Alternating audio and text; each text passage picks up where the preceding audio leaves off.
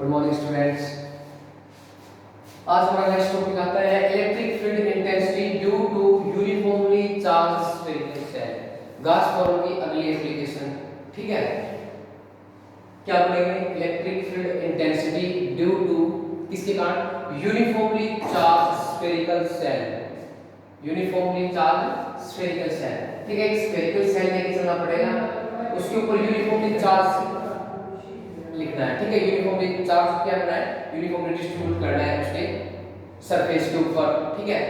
तो उसकी तीन कंडीशन है, उसके अंदर फील्ड निकालेंगे स्फेरिकल सेल के अंदर, आउटसाइड का, इनसाइड का और उसके सरफेस का, ठीक है। आपको स्फेरिकल सेल है, उसकी इलेक्ट्रिक फील्ड इंटेंसिटी निकालो, अगर उसके बाहर वाले पॉइंट की निकालो, एक उसके अंदर वाले पॉइंट की निकालो, एक उसके सरफेस की निकालो, तीनों की इलेक्ट्रिक फील्ड इंटेंसिटी मेरे को निकालनी है, ठीक है।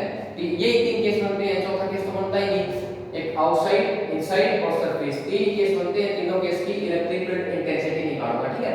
तो पहला पार्ट हमारा है फील्ड निकालूंगा आउटसाइड द सेल, ठीक है। कौन सा फील्ड निकालूंगा? आउटसाइड द सेल, बाहर वाले सेल का इलेक्ट्रिक फील्ड इंटेंसिटी निकालूंगा। कंसीडर करो, देखो स्फेरिकल सेल है, स्फेरिकल सेल लेके चलना पड़ेगा, ठीक है। कोई एक स्फेरिकल सेल लिया, ठीक है, यही समझा रहा हूं मैं, ठीक है। ये इसका सेंटर हो गया O, ठीक है। आउटसाइड द सेल पढ़ रहे हैं, ठीक है, तो एक इमेजिन करना पड़ेगा आउटसाइड का, ठीक है। आउटसाइड का निकाल रहे हैं, तो आउटसाइड में हमें क्या कंसीडर करना पड़ेगा? P पॉइंट कंसीडर करना पड़ेगा और स्मॉल एरिया ds कंसीडर करना पड़ेगा। और इस ds का डायरेक्शन हमेशा कौन दिखाएगा? n और ये इलेक्ट्रिक फील्ड इंटेंसिटी का डायरेक्शन, ठीक है। अब देखो यहां से लेके यहां तक का रेडियस होगा इसका r, ठीक है। और हमेशा फिक्स होता है ना, O से लेके P तक का डिस्टेंस स्मॉल r, बताओ। तो ये फिगर यही दोनों सेम है, ये मैंने समझाया थोड़ा सा, ठीक है। समझ में आया नहीं आया बताओ, ठीक है। ये समझ में आ गया, ठीक है। आउटसाइड का पढ़ेंगे तो आउटसाइड P कंसीडर करना पड़ेगा, इनसाइड का पढ़ेंगे तो P पॉइंट इनसाइड में कंसीडर करना पड़ेगा, और सरफेस का पढ़ेंगे तो सरफेस के ऊपर P पॉइंट को कंसीडर करना पड़ेगा, ठीक है। और सरफेस का जब मैं पढ़ूंगा तो दोनों r इक्वल हो जाएंगे, ठीक है। देखो ये रेडियस r है, अगर यहां इसका P पॉइंट कंसीडर करूंगा तो r और r दोनों क्या हो जाएंगे? सेम हो जाएंगे, इक्वल हो जाएंगे, ठीक है। चलो इस बात को छोड़ो, पहले इसी आउटसाइड सेल का निकालेंगे। अब अकॉर्डिंग टू गॉस फॉर्मूला क्या बताती है? टोटल इलेक्ट्रिक फ्लक्स और enclosed surface is equal to 1 by epsilon times total charge, ठीक है।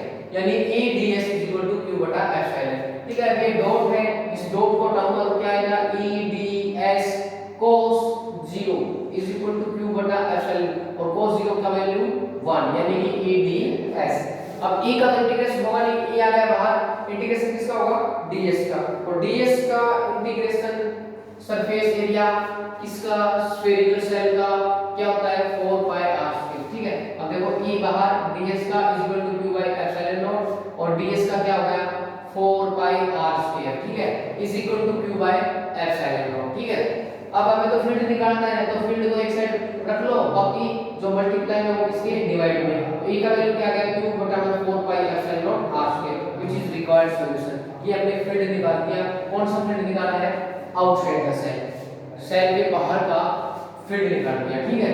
पहला केस कंप्लीट। अब ध्यान दो, ये वैल्यू किसका आया था? Electric field intensity due to a point charge, point charge कितना आया था? यानी कि सारा का सारा चार्ज कंसंट्रेट होगा एट द सेंटर के ऊपर, ठीक है। ये पॉइंट याद हो तो पॉइंट चार्ज निकालने के लिए आया था पीछे, ठीक है। पहला केस कंप्लीट। दूसरा case, at a point on the surface of shell, अगर सरफेस ऑफ सेल के ऊपर फील्ड निकालो, ठीक है, तो P पॉइंट कहां कंसीडर करना पड़ेगा? इसके सरफेस के ऊपर, ठीक है।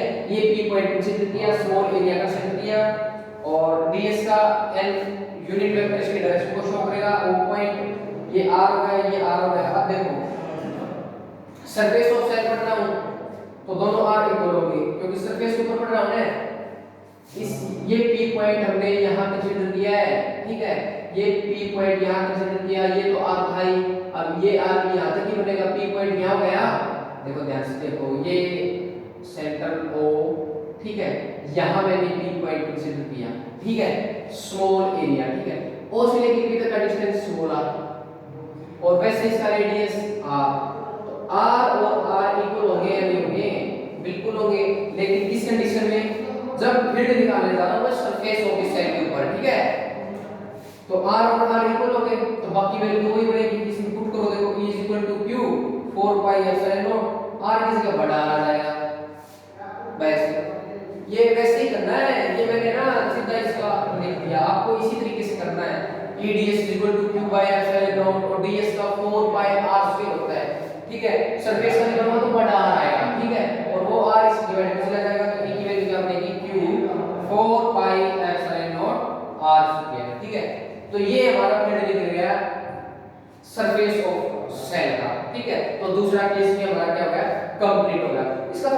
इसको थोड़ा सा आगे बढ़ा देगा, आगे कैसे बढ़ा जाएगा, तीन प्रकार के कंटीन्यूअस चार्ज डिस्ट्रीब्यूशन पड़ेंगे, लीनियर, सरफेस, वॉल्यूम। इसके ऊपर कौन सा अप्लाई होगा, स्फेरिकल सेल पर तो सरफेस चार्ज डिस्ट्रीब्यूट होना, चार्ज का डिस्ट्रीब्यूट सरफेस के ऊपर, तो सरफेस चार्ज डिस्ट्रीब्यूशन क्या होता है, सिग्मा से डिनोट करते हैं, और q बाय ds, और sigma ds is equal to q, और सिग्मा ds का वैल्यू क्या है 4 pi r square is equal to q। बताओ समझ में आ गया, सरफेस एरिया स्फेरिकल सेल का 4 pi स्क्वायर, ये भी लिखा मैंने q is equal to 4 pi r square into sigma, ये भी लिखा है। ये वैल्यू इसके अंदर पुट की, इसके अंदर पुट की, तो q की जगह 4 pi r square sigma divided 4 pi r not r, 4 pi से 4 pi, एक r से एक r, सॉरी स्क्वायर था यहां पे, r स्क्वायर से r स्क्वायर क्या बचा, सिग्मा बाय एप्सिलॉन नॉट, ठीक है। तो ये वैल्यू निकाल दी हमने सरफेस ऑफ सेल की। अब तीसरी कंडीशन को करा जाओ, last, field inside the shell. अब फील्ड निकालेंगे इनसाइड द सेल, ध्यान से देखो, इनसाइड द सेल, सेल के अंदर कोई चार्ज नहीं है, सेल के अंदर कोई भी चार्ज नहीं है। अगर चार्ज नहीं है तो according to Gauss theorem E ds is equal to q by epsilon naught होता है।